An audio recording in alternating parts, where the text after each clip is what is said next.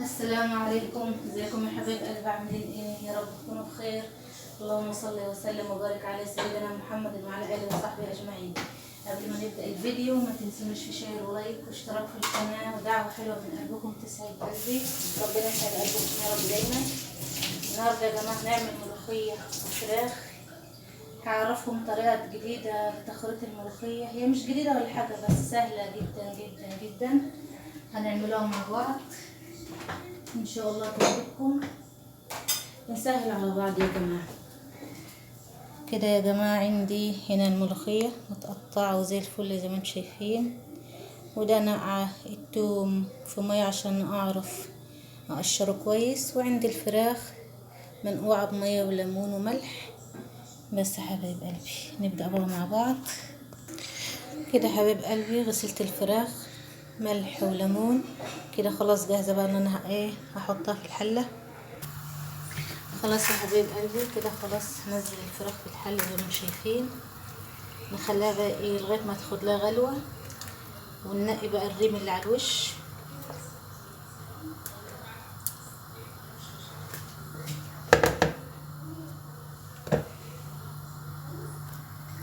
زي ما انتم شايفين يا حبايب قلبي طبعا بنلم الريم اللي على الوش.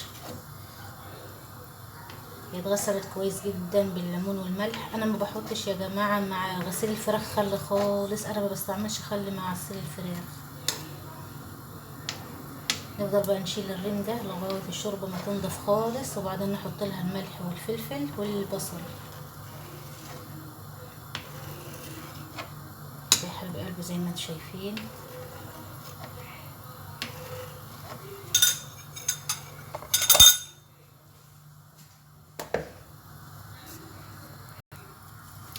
كده يا جماعه زي ما انتم شايفين الشوربه نطفت خالص اهي من الريم اللي فيها.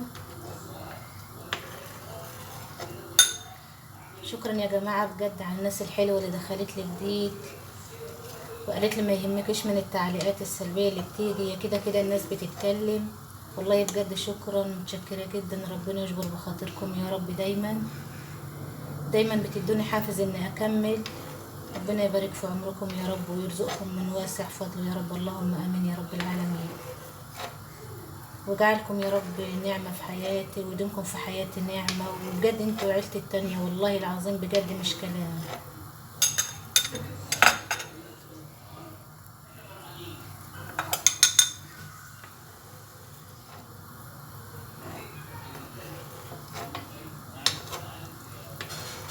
نفضل بقى نشيل الرمل اللي بيطلع كله، بس خلاص الحمد لله نطفت خالص اهي.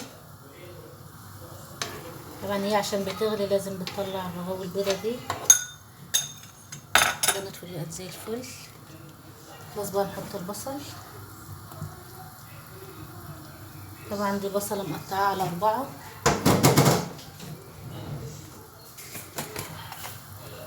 نحط لها شوية ملح، شوية فلفل اسود، ونخليها بقى ايه تعيش حياتها.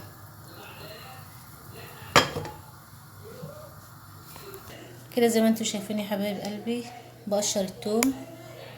انتوا عارفين الملوخيه بتاخد توم كتير ما شاء الله وتحمير الفراخ وكده. هنا بقى يا حبايب قلبي طبعا انا مش هدوب التوم، انا هبشره. حتى برضو لو واحده بتصحى الصبح بدري تعمل اكلها قبل ما تمشي تروح شغلها ولا وراها مشوار بدري ولا حاجه، بدل ما تدوب بالتوم وتصحي الجيران وتعمل مشاكل، وابشروا يا جماعه زي ما انتم شايفين كده. سهله وبسيطه وبيبقى ناعم مش خشن. انما الهون بتبقى فيه حتت كبيره وحتت كتير ما بتبقاش مدوبه كويس. يا جماعه زي ما انتم شايفين.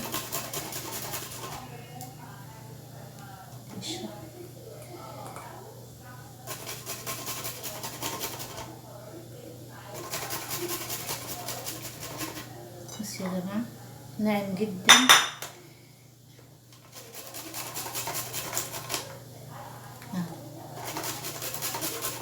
انا بعمل كده عشان لا اعمل مشاكل الصبح ولا حاجه، ولا حد يقول لي صحتينا عملتينا، لا.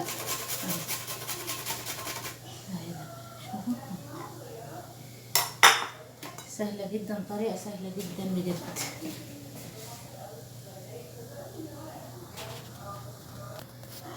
هنا بقى يا جماعة زي ما انتم شايفين دقيت التوم كويس.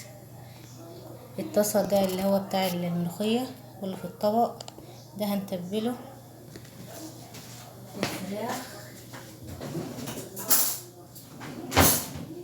ده يا جماعة. هتبل بالفراخ لما تتحمر، احمر بالفراخ يعني.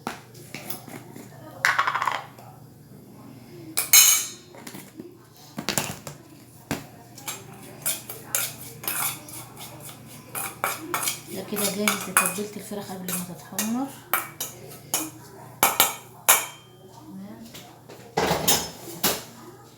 ده كده التوم بتاع الملوخية. طبعا يا جماعة في ناس بتحط زيت زيتون، زيت ذرة، سمنة، ده اختياري، اللي نفسه في حاجة بيعملها. بس يا جماعة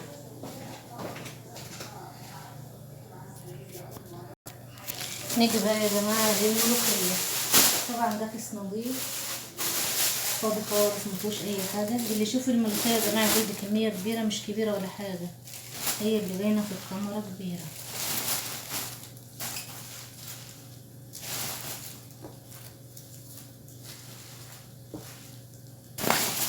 بنعبيها كده زي ما انتم شايفين في الكيس.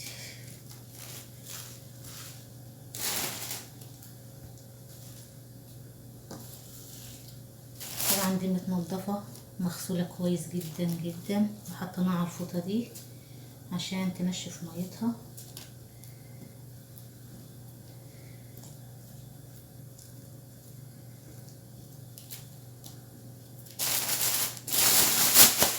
هذه يا جماعة كمية الملوخية اللي عندي.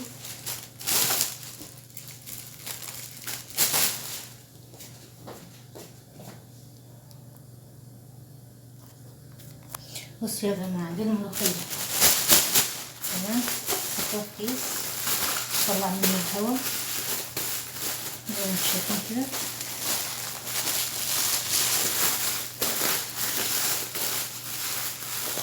الاول يا جماعه كان الاكياس دي ما كانتش بيجرى لها حاجه، لما انا هوريكم الطريقه بعملها ازاي. ادي يا جماعه الملوخيه بس هنا. بص الاول كنت بتتعمل كده، ادي الكيس ولا جرى له حاجه خالص، بس مره على مره على مره هتلاقي الكيس اتفجر، لان الاكياس ما عادتش بتستحمل زي الاول. فدلوقتي هنعملها بالطريقه دي، فوطه على الكيس علشان الكيس ما يبص. هفضل بقى اخرطها كده كده كده لغايه ما تنعم خالص، وارجع لكم تاني لان ما عنديش مساحه كتير على التليفون.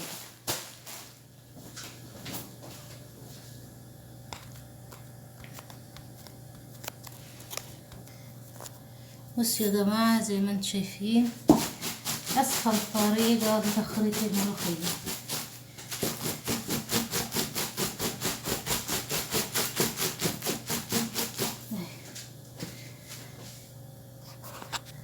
هذه يا حبيب قلبي الملوخيه، فضيها بقى في الكيس، نظبطها بقى مع بعض. بصوا بقى حبايب قلبي، ادي الشوربه صفيتها، وادي الملوخيه اللي خرطناها مع بعض، وادي الفراخ اتبلت خلاص بالثوم والملح والفلفل، وادي التومه بتاعه الملوخيه. ادي كده حبايب قلبي الملوخيه الشوربه ديت. نفضل بقى ايه نزود لها الملوخيه شويه بشويه لغايه ما تاخد القوام اللي احنا عايزينه.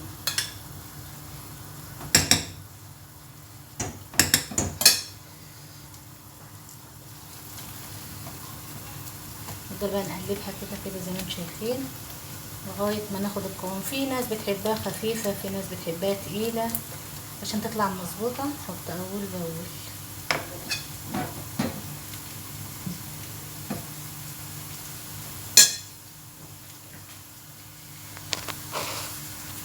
كده يا جماعه نفضل نقلب عشان نفك التكتلات بتاعتها. كده القوام بتاعها كويس جدا. في الوقت ده حطيت الزيت عشان احمر الفراخ والتومه والنار.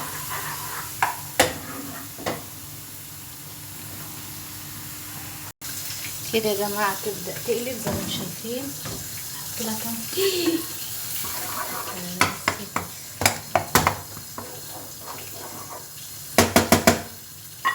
مش طافيين على طول. وبكده يا جماعه فيديو النهارده كان خلص. ادي الملوخيه وادي الفراخ. لو عجبكم الفيديو ما تنسونيش في شير ولايك واشتراك في القناه، ودعوه حلوه من قلبكم تسعد قلبي. ربنا يجبر بخاطركم يا رب دايما. اشوفكم في فيديو جديد. مع الف سلامه. باي باي.